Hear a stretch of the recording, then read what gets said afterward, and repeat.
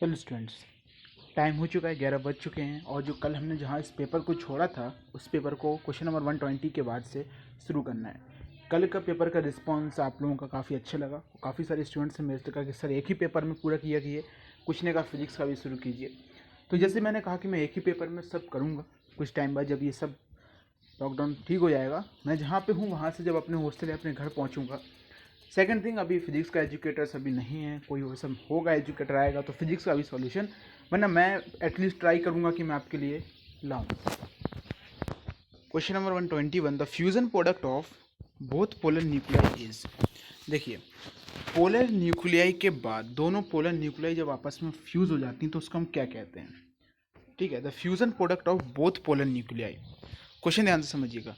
Fusion, आपस में polar nuclei का फ्यूज़न, यहाँ पे पहली बात तो वो कह रहा है एग्जामिनर, यहाँ पे आपस में उन पोलर न्यूक्लियाई के फॉर्मेशन के बारे में कह रहा है।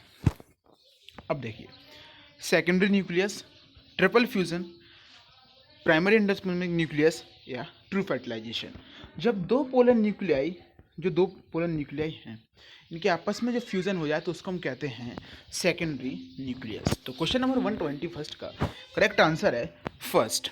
Question number 122, the part of embryonal axis between the plumule and cotyledon.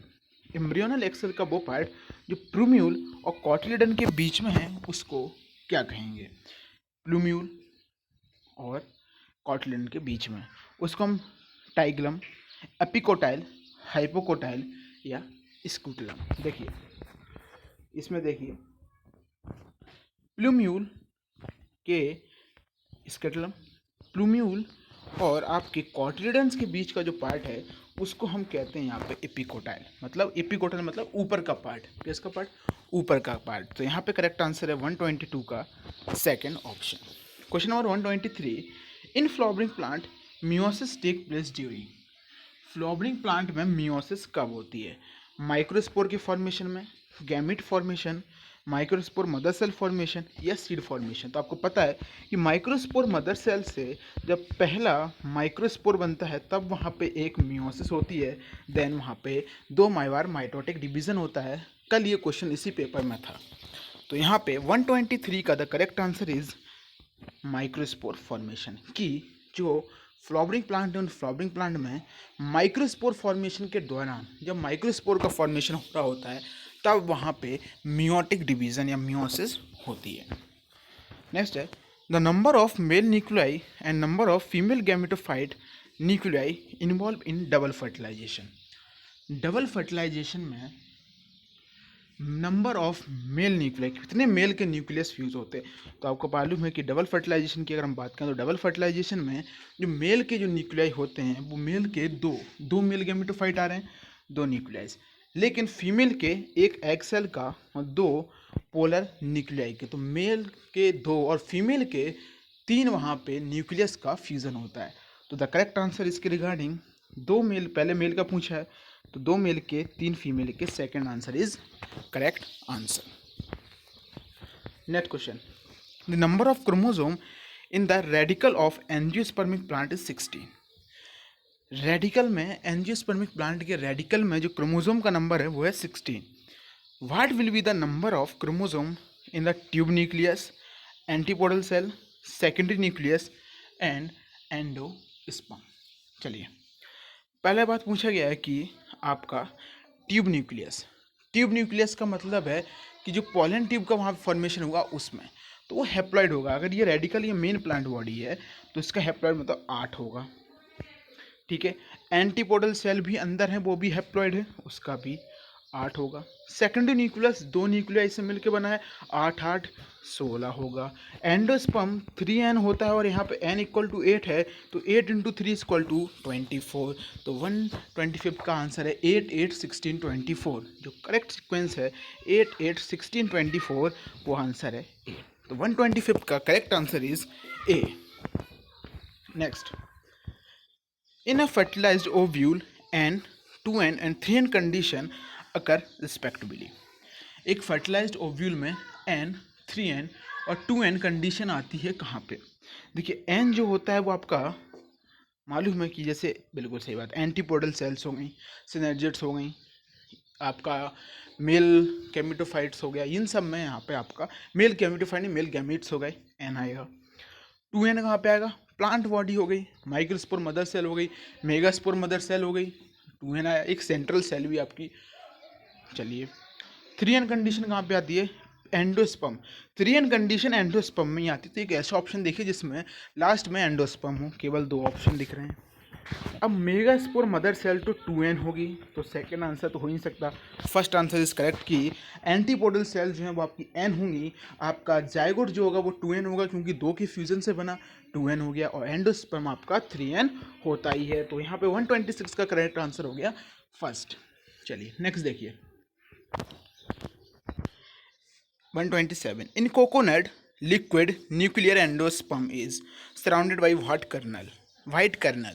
The kernel is, देखिए कोकोनट में 2 प्रकार के होते हैं। अगर फ्री न्यूक्लियर डिवीजन हो रहा है तो उसको हम कहेंगे फ्री न्यूक्लियर एंडोस्पर्म, अगर सेलुलर डिवीजन होता है तो हम कहेंगे सेलुलर एंडोस्पर्म। तो जो वाइट कर्नल होता है, वाइट कर्नल वो आपका किसका बना होता है? वाइट कर्नल किसका बना होता है, यहाँ पे ये पूछा जा रहा है। तो जो सेलुलर एंडोस्पर्म होता है उसका वाइट कर्नल बना होता है, जबकि जो कोकोनट का जो वाटर होता है, टेंडर ऑफ कोकोनट जो होता है, टेंडर ऑफ कोकोनट वो सेलुलर एंडोस्पर्म होता है, और जो आपका वाटर ऑफ कोकोनट होता है वो आपका फ्री न्यूक्लियर एंडोस्पर्म होता है। तो इसका करेक्ट आंसर है सेकंड। नेक्स्ट देखिए endosperm is completely consumed by developing embryo in during the seed maturation. In such seed food is stored in. अगर ऐसे में फूड फिर कहाँ स्टोर होगा? जो डेवलपिंग आपके जो एंडोस्पर्म है वो डेवलपिंग सीड ने सब कुछ खा लिया, तो फिर अब ऐसे सीड में जो फूड है वो कहाँ स्टोर होता है? तो सीड के जो कॉटिलिडन्स होते हैं वहाँ पे फूड स्टोर होता है। कि एंडोस्पर्म तो चला गया, एम्ब्रियोनिक एक्सेस में कुछ होता नहीं है, बचा आपका न्यूसेलस, और न्यूसेलस के बाद आपका कॉटिलिडन। क्या बचा? न्यूसेलस या कॉटिलिडन। लेकिन न्यूसेलस वहाँ पे नहीं पाया जाता है, तो कॉटिलिडन जो होते हैं सीड में, जो कॉटिलिडन होगा वहाँ पे फूड स्टोरेज होगा। तो 128 का करेक्ट आंसर इज सेकंड। मैंने इसके पूरे नोट्स लिख लिए हैं, एनसीईआरटी की एक एक लाइन जो इंपॉर्टेंट लाइन है उनको पॉइंट वाइज पॉइंट्स मैंने लिख लिया है। आप लोग अपना जीमेल कमेंट कर दें या टेलीग्राम चैनल पे ज्वाइन कर लें, वहाँ पे आपको मिल जाएंगे। चलिए question number 129। Following diagram A B C of the castor seed, castor seed के डायग्राम दिए गए, A B C D labelling है, आपको आइडेंटिफाई करना है ए क्या है, बी क्या है, सी क्या है, डी क्या है। चलिए ए की बात करें तो ए जो है वो क्या आउटर मोस्ट कवरिंग है? ए आउटर मोस्ट कवरिंग है, मतलब अगर ये सीड का डायग्राम है तो आउटर मोस्ट कवरिंग क्या हम उसको कॉटिलिडन कह सकते हैं? बिल्कुल सही बात है। तो आपका ए तो कॉटिलिडन हो गया, जिससे पहला ऑप्शन कट गया। बी क्या आपका एंडोस्पर्म है? बी आपका एंडोस्पर्म होता है, जो आपको पूरा पूरा फूड स्टोरेज टाइप का यहाँ पे दिख रहा है। ये जो स्टोरेज टाइप का यहाँ पे दिख रहा है, इस पूरे को हम कहते हैं एंडोस्पर्म। तो बी आपका एंडोस्पर्म है। सी आपका कॉटिलिडन, सॉरी पूरा आंसर गलत कर दिया मैं। जो कवरिंग होती है उसको हम सीड कॉट कहते हैं। जो ए जो है वो आपका सीड कॉट है। ए क्या है? Seed coat. बी आपका एंडोस्पर्म है। सी आपका कॉटिलिडन्स है। सी क्या है? कॉटिलिडन्स। और डी आपका है कैरन्यूल। करेक्ट आंसर है फोर्थ। पहले मैं थोड़ा गलत बता दिया, उसके लिए मैं माफ़ी चाहूँगा। Question number 130। Nuclear polyembryony is reported in the species of. Polyembryony is refer into the, polyembryony किस में पाई जाती है? मोर देन वन एम्ब्रियो, तो 2 में पाई जाती है। एक होता है सिट्रस और एक होता है मैंगो। सिट्रस और मैंगो में आपकी पॉलीएम्ब्रियोनी पाई जाती है, जबकि एपोमिक्सिस आपकी एस्ट्रेसी और ग्रासेस की फैमिली में पाई जाती है। सो 130 का the correct answer is citrus. कौन सा आंसर हो गया? सिट्रस। चलिए नेक्स्ट क्वेश्चन देखिए। अरे वाह, क्वेश्चन नंबर 131 हमारे favourite question. Identify the edible part of the given diet. इसका जो एडिबल पार्ट है वो एडिबल पार्ट आपको फाइंड आउट यहाँ पे करना है कि इसका एडिबल पार्ट क्या है। बी, ए, डी, सी 4 पार्ट यहाँ पे दिए गए। एडिबल पार्ट कौन सा होता है ये आप पहली बात तो बताइए। सेब का डायग्राम, बिल्कुल बात सही है। डायग्राम किसका है? एप्पल का। अब एप्पल में जो होता है एडिबल पार्ट क्या होता है वो फाइंड आउट करना है। तो आपको मालूम कि एप्पल जो होता है वो फॉल्स फ्रूट होता है। एप्पल क्या फॉल्स फ्रूट होता है? अगर एप्पल फॉल्स फ्रूट है तो एप्पल में जो थैलमस होता है क्या वो एडिबल पार्ट होता है? थैलमस ही जो होता है वो फूड होता है। थैलमस ही फ्रूट फॉर्मेशन में वहाँ पे हेल्प करता है। तो थैलमस क्या उसका एडिबल पार्ट है? बिल्कुल सही बात है। तो बी का आंसर हो गया सी। बी का आंसर बी का आंसर क्या हो गया? इस वाले क्वेश्चन का आंसर क्या हो गया? B, thalamus. Question 132. Which of the following option correctly represent labeling A, B, C, D with respect to the given diagram? A B C D यहाँ पर डायग्राम में लेबलिंग है, आपको इनकी करेक्ट लेबलिंग करनी है और उसमें से आंसर फाइंड आउट करना है। तो फिर हम क्या कह सकते हैं? ए जो है आपका फ्रूट। देखिए ये डायग्राम पहली बात तो देखिए किसी सीड का नहीं है, फ्रूट का है। अगर फ्रूट का है तो आउटर मोस्ट जो फ्रूट होती है उसकी लेयर को हम क्या कहते हैं? कि हम उसको आउटर मोस्ट लेयर को पेरिकार्प कहते हैं। ठीक है, तो ए क्या हो गया? पेरिकार्प। आपका बी क्या हो जाता है? यहाँ पे बी होता है स्कुटलम, जबकि सी सबसे ऊपर का पार्ट मतलब कॉलियोपेटाइल और डी सबसे नीचे का पार्ट मतलब कॉलियोराइजा। एक रूट का पार्ट, एक सूट का पार्ट। तो इसका करेक्ट आंसर हो गया third. Question number 133. Which one of the following fruit is the parthenocarpic fruit? Parthenocarpic fruit मतलब पार्थिनोजेनेसिस से बना, मतलब without fertilization, formation of the fruit without fertilization. अगर पार्थिनोकार्पिक फ्रूट की बात करें तो आपके मन में तुरंत एक एग्जाम्पल याद आना चाहिए, उसका नाम क्या है? बनाना। क्या उसका नाम बनाना है? तो इसका करेक्ट आंसर हो गया फर्स्ट। एप्पल तो फास्ट फ्रूट है ना, एप्पल फास्ट फ्रूट होता है, अभी बताया। वो पार्थिनोकार्पिक फ्रूट नहीं होता, दोनों में डिफरेंस होता है। पार्थिनोकार्पिक फ्रूट मतलब विथाउट फर्टिलाइजेशन और फाल्स फ्रूट मतलब जिसमें थैलमस फ्रूट फॉर्मेशन में हेल्प करे। चलिए, double fertilization is the fusion of. देखिए डबल फर्टिलाइजेशन पूछा है यहाँ पर, ट्रिपल फ्यूजन नहीं पूछा है। पूछा डबल फर्टिलाइजेशन क्या होता है? तो डबल फर्टिलाइजेशन में दो पोलर न्यूक्लियाई और एक मेल गैमीट जो है वो फ्यूज करते हैं। मतलब one male gamete 2 egg cell गलत, 2 egg एंड पोलर न्यूक्लियाई गलत, one male gamete with egg and other गलत, one male gamete with egg and other male gamete with the secondary nucleus. इसी को हम कहते हैं डबल फर्टिलाइजेशन। ट्रिपल फ्यूजन पूछता है तो ट्रिपल फ्यूजन में पोलर न्यूक्लियाई के साथ कौन रिएक्ट कर रहा है ये पूछा जाता है। तो यहाँ पर टर्म देखिए ट्रिपल फ्यूजन, क्योंकि वहाँ पे 3 न्यूक्लियस फ्यूज कर रहा है। डबल फर्टिलाइजेशन मतलब 2 अलग अलग फर्टिलाइजेशन। तो डबल फर्टिलाइजेशन में क्या होता है कि एक मेल गैमीट आपका एग सेल के साथ और एक आपका सेकेंडरी न्यूक्लियस के साथ फ्यूज करता है। Question number 135. इन एंजियोस्पर्म ट्रिपल फ्यूजन प्रोड्यूस। अब देखिए, अब ट्रिपल फ्यूजन आ गया, मतलब पोलर न्यूक्लियस मतलब सेकेंडरी न्यूक्लियस और एक मेल गैमीट का फ्यूजन यहाँ पे होना है। तो उससे क्या बनता है? तो आपको पता है ट्रिपल फ्यूजन के बाद वहाँ पे प्राइमरी एंडोस्पर्मिक न्यूक्लियस बनता है, उसके बाद प्राइमरी एंडोस्पर्मिक सेल बनती है, उसके बाद फिर एम्ब्रियो का एंडोस्पर्म का डेवलपमेंट वहाँ पे होता है। तो ट्रिपल फ्यूजन के तुरंत बाद पोलर न्यूक्लियस गलत, सेकेंडरी न्यूक्लियस तो वो दोनों फ्यूजन आपस में करें, जाइगोटिक न्यूक्लियस गलत, primary endospermic nucleus. Seminal plasma in human male rich in. अब ये आपका मेल रिप्रोडक्टिव सिस्टम से यहाँ पे आ गया। तो seminal plasma of human male is rich in. Human mail का जो सेमिनल प्लाज्मा होता है आपको मालूम है सीमन, वो किससे रिच होता है? Fructose calcium, glucose calcium, DNA testosterone, ribosome और पोटेशियम। तो seminal plasma rich with to fructose calcium and fructose. Okay, चलिए नेक्स्ट देखिए, वास differentia the duct present in. बासा डिफरेंशिया एक डक्ट होती है जो कहाँ प्रेजेंट होती है? तो बासा differentia testicular lobules of the rated testis गलत, रेटेड टेस्टिस टू एपिडिडाइमस के बीच में, बिल्कुल सही बात। रेटेड टेस्टिस से वासा एफ्रेंसिया से फिर एपिडिडाइमस तक जाता है। ये पूरा आपका सीमन का पाथवे है कि सेमनिफेरस टिब्यूल से रेटेड टेस्टिस से वासा एफ्रेंसिया से एपिडिडाइमस से, ये पूरा आपका पाथवे। तो इसका करेक्ट आंसर हो गया। नेक्स्ट देखिए question number 138. Sertoli cells are found in. Sertoli cells कहाँ फाउंड आउट होती हैं? देखिए, तो सेटोली सेल्स आपको मालूम है कि एक हमारी मेल जर्म सेल होती है।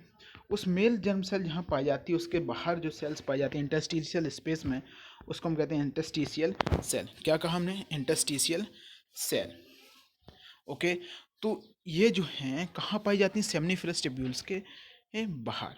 और अगर हम कह सकें इनडायरेक्टली हम कह सकें जो सेमनीफेरस टिब्यूल्स का लेयर है उसके पास पाई जाती है, मतलब सेमनीफेरस टिब्यूल्स में पाई जाती हैं। अब इनका काम क्या है? इनका काम है कि ये नरिशमेंट प्रोवाइड करती हैं जर्मिनेटिंग मेल जर्म सेल को। तो ऑप्शन देखिए, ovaries and secrete the progesterone, गलत। एड्रिनल कॉर्टेक्स, गलत। Seminiferous tubules and provide the nutrients to the developing male germ cell. 138 का third option is correct. Question number 139, if for some reason vasa efferentia in the human reproductive system get blocked, the gamete will not transported from। अगर वासा एफ्रेंसिया blocked हो गई तो फिर gamete कहाँ से कहाँ तक ट्रांसफर नहीं हो पाएगा। वेजाइना टू यूट्रस, गलत हो गया। टेस्टिस टू एपिडिडाइमिस, देखिए टेस्टिस में सेमनीफेरस टिब्यूल से लेटेस्ट टेस्टिस से वासा एफ्रेंसिया से एपिडिडाइमिस, मतलब यहाँ से एपिडिडाइमिस तक नहीं पहुँच पाएगा क्योंकि वासा एफ्रेंसिया कट हो चुकी है। आंसर का सही आंसर क्या है? सेकंड। एपिडिडाइमिस, जब एपिडिडाइमिस तक ही नहीं पहुँच पाएगा तो वास डिफरेंस तक कैसे पहुँचे? और वास डिफरेंस टू यूरेथ्रा, जब वास डिफरेंस तक ही नहीं पहुँच रहा तो यूरेथ्रा तक कैसे पहुँचे? तो उसके पहले ही रुक जा रहा है, तो मेन आंसर है सेकेंड। चलिए नेक्स्ट देखिए, prostate gland are located below. Prostate gland, bulbourethral gland, 3 gland हमारे अंदर पाए जाते हैं, या pair of seminal vesicle, prostate gland and bulbourethral gland. तो प्रोस्टेट ग्लैंड आपके सेमाइनल वेसिकल के नीचे, उसके बाद फिर बल्बोयूरेथ्रल ग्लैंड प्रेजेंट होती है। सीक्वेंस याद रखना, pair of seminal vesicle, prostate gland and the pair of bulbourethral gland. तो इसका आंसर हो गया सेकेंड।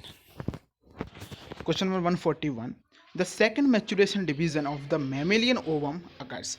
जो मैमेलियन ओवम का जो सेकेंड डिवीजन है, मैच्यूरेशन डिवीजन, वो कब होता है? Shortly after the ovulation, before the ovum makes the entry into the fallopian tube. नहीं, शॉर्टली आफ्टर द ओव्यूलेशन नहीं होता है। Until the ovum has been penetrated by the sperm.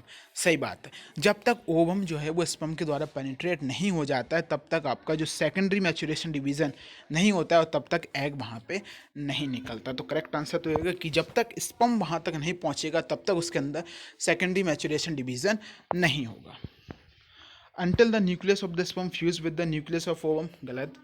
वहाँ तक पहुँचना है बस, पेनिट्रेट जिसकी लेयर होती है जोनो पॉलीसोडा की लेयर, उस पर जैसे ही पेनिट्रेट करेगा वहाँ पे सेकेंडरी मैच्यूरेशन डिवीजन हो जाएगा। नेक्स्ट देखिए, what is the correct sequence for the sperm formation.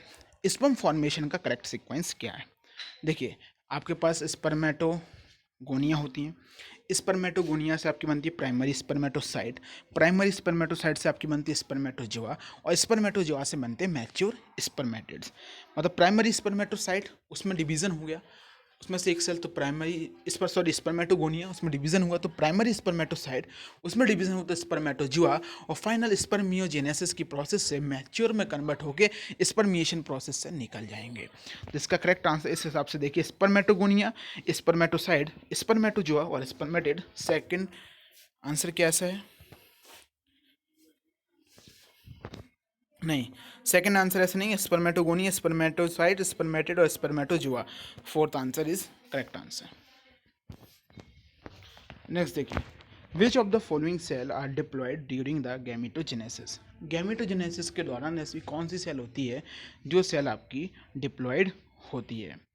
तो यहाँ पे secondary polar body, first polar body, spermatid है, स्पर्मेटोगोनिया ही मेन है, तो जहाँ से डिवीजन स्टार्ट होता है, जिसमें फर्स्ट मियोसिस वहाँ पे होता है, तो वही आपका डिप्लॉयड होता है।